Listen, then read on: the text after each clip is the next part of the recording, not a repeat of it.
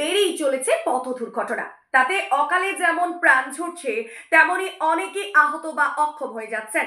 এজন্য মানুষের উদ্যোগ। পথ দুর্ঘটনা কমাতে রানীতলা থানার পুলিশ প্রশাসনের উদ্যোগে সেভ ড্রাইভ সেভ লাইফ কর্মসূচি নেওয়া হয়। শুক্রবার দুপুরে রানীতলা থানার রানীতলা মোড়ে সেভ ড্রাইভ সেভ লাইফ কর্মসূচিতে অংশগ্রহণ করেছিল স্থানীয় বাসিন্দারা।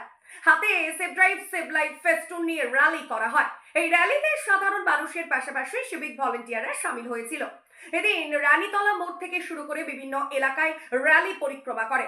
এই র্যালি থেকে রাস্তার পাশে থাকা সাধারণ মানুষকে সচেতন করা হয়।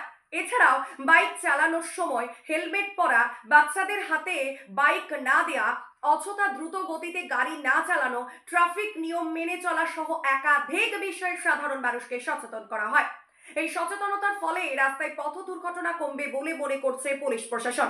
দেখুন সেই ছবি। ইব্রাহিম শেখের রিপোর্ট, খবর 24, যা সত্য তা প্রকাশিত।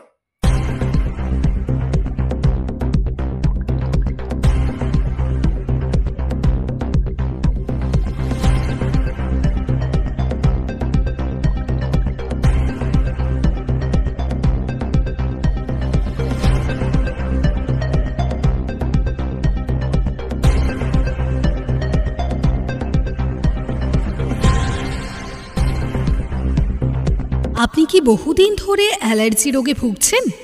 অনেক জায়গায় অনেক ডাক্তারবাবুকে দেখিয়ে ওষুধ খেয়েও কোনো সমাধান পাননি? আর কোনো চিন্তা নেই।